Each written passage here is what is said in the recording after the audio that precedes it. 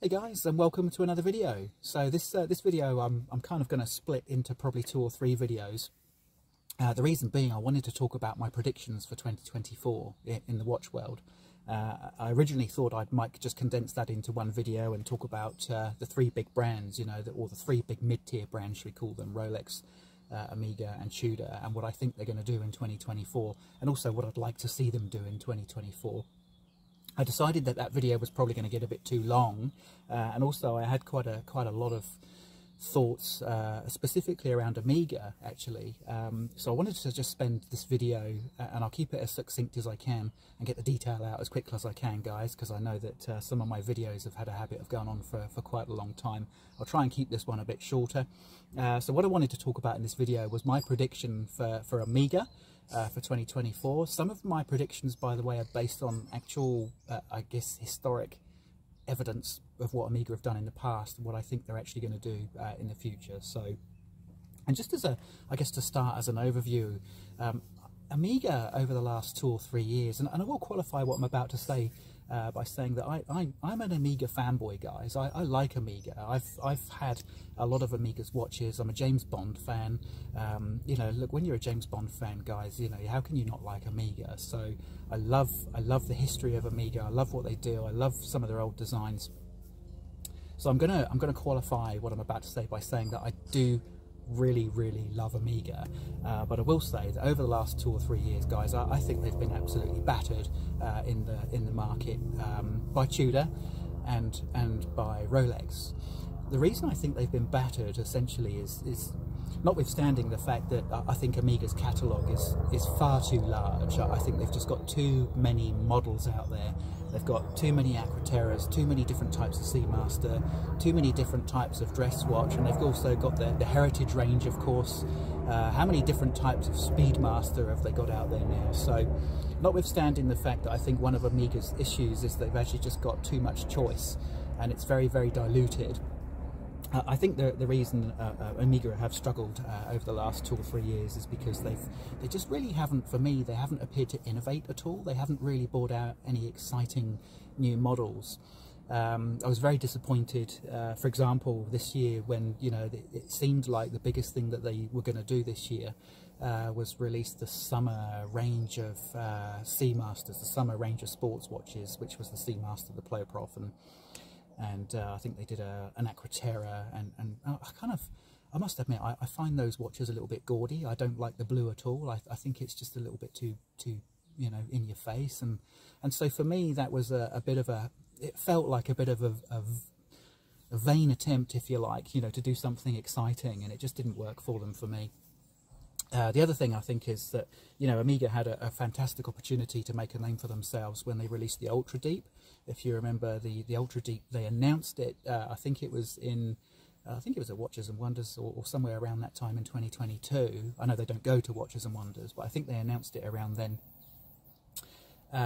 And of course, then nobody saw or heard of the Ultra Deep actually in the stores available to buy for, I'm going to say it must have been at least 9 or 10 months, guys. I mean, and that was the other flaw, I think, in Omega's marketing as well, is they marketed a great model in the Ultra Deep. It looked fantastic. It was absolutely a direct, I guess, competitor, if you like, to the Rolex Deep Sea and potentially the Pelagos for Tudor. But they didn't actually make any models available for way too long. So by the time the models were available, people had sort of forgotten about it and lost interest and moved on to other things. And the other thing was, of course, with Omega, when they released the Ultra Deep, is just after they released the Ultra Deep, if you remember, Rolex released or announced the Deep Sea Challenge. Now, there's no coincidence, guys, that the Deep Sea Challenge, which is a ridiculously large watch that nobody's ever going to actually wear in public, or probably even for a dive, because it's worth so much money. But the Deep Sea Challenge, if you'll notice, has a depth rating of 11,000 meters. You sort of think, why 11,000? How did they come up with that? And actually, it was to trump Omega's Ultra Deep, which had a depth rating of 10,000 meters. So make no mistake about it, guys. Rolex and Omega are in fierce competition with each other. They have a very fierce rivalry, and whatever Omega do, Rolex will trump it with something else. And I think Omega have completely missed the boat in the last 2 or 3 years, and really I think they've had their butts kicked, if I'm honest with you. So like I say, I'm an Amiga fanboy. I want to see them come back strongly. So my prediction for 2024, and this is a big prediction, guys. I'm gonna hang my hat on this because I really genuinely think that this is going to happen. I think they're going to release a new Seamaster Professional.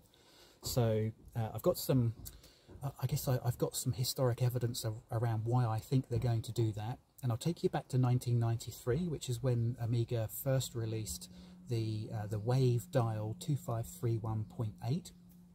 And that's the classic sort of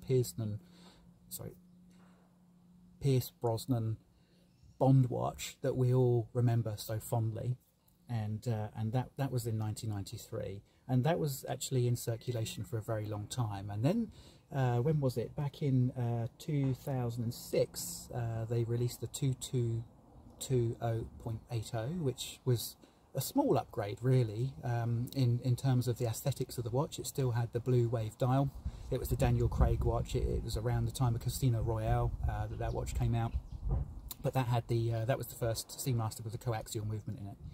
And then what's happened, guys, is since 2006, every 6 years, and this is the key thing, every 6 years, Amiga has released the next generation of Seamaster.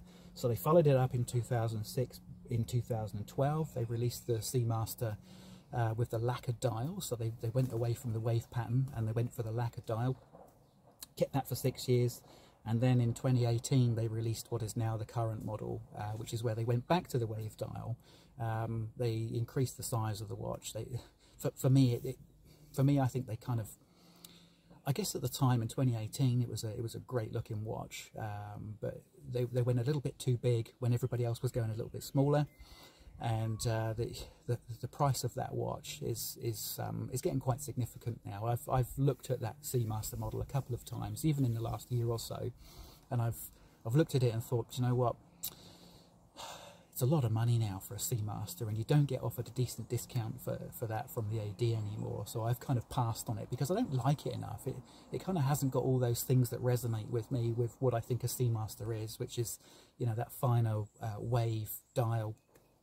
And just thinner. I don't like the sapphire caseback. Anyway, that's personal choice. But what I'm saying, guys, is that I think in 2024, and I think it will be in early 2024, I think Amiga will release a new Seamaster, because this is the anniversary, the 6-year anniversary, I guess, of the last 3 models that have preceded it when it's been released. So, guys, that will be a game changer. And this is the key, I guess this is the key reason I'm making this video, is because I think, and I'm going to put it out there now, I think next year, I think 2024 is going to be Amiga's big year. This is the year, next year, when they are really going to stamp their authority back on the sports watch market, because make no mistake, they've absolutely been smashed by the other watch brands. But I think in 2024 they'll do it with the new Seamaster, if they get the new Seamaster right. So look, I want to see them go back to that original wave dial. I'm not keen on the current wave pattern dial. I just don't like the frequency of it on the dial. It just looks a little bit too aggressive and a bit in your face. I much prefer the more subtle, finer wave pattern dial, and the frequency of that pattern, I think it just resonates with us all, doesn't it? I'd like to see them go for a slimmer case. I really would like to see them reduce the thickness of the case. In an ideal world, guys, I'd like to see them get rid of the sapphire caseback. It's a sports watch, and I think it should have a solid caseback. And they have done that, of course, recently with the Ultra D. They've gone back to a solid caseback. I think they probably had to do that because of the depth rating, but it kind of sets a precedent for going back to solid casebacks, which I think Amiga have probably, you know, they've probably thrown all their money into sapphire casebacks, you know, for the last few years, and I think it's time to, you know, maybe go back to their roots a little bit and go for a solid caseback. Look, and I'd love to see them, and this is, I'm just coming to the end of this, guys. Really, this is just my take on 2024 and Amiga. I'd really love to see them, and you probably know what I'm going to say. I'd really love to see them re-release the black Seamaster with the sword hands and the huge triangular loom pot at 12. I think that's an absolutely stunning watch. It's their best Seamaster they ever made, and I really would love to see that. And if Amiga go ahead and do that, and they get that right, that new Seamaster is right, they will absolutely own next year, because people are waiting, ready to put their money down to buy that Seamaster when Amiga release it early next year. So there you go, guys. I've put my flag in the sand. That's what I think is going to happen with Amiga. I think they're going to reduce. I think they ought to reduce the size of their catalogue, get rid of some of the junk, sort of kitsch, gaudy watches that they've been putting out into the market that I don't think many people are actually buying. Focus on the sports watches, reduce the range, get back down to the basics, get back down to the things that they're really good at. And yeah, let's wait and see, guys. Let me know what you think in the comments. And look, I look forward to seeing you in the next video. In the next video that I'm going to do, I'm going to tell you what I think Rolex are going to do in 2024. And I will say to you now, I promise you, I will probably upset some of the conservative Rolex fanboys with my predictions. So keep an eye out for that, guys. And I'll see you in the next video. Cheers.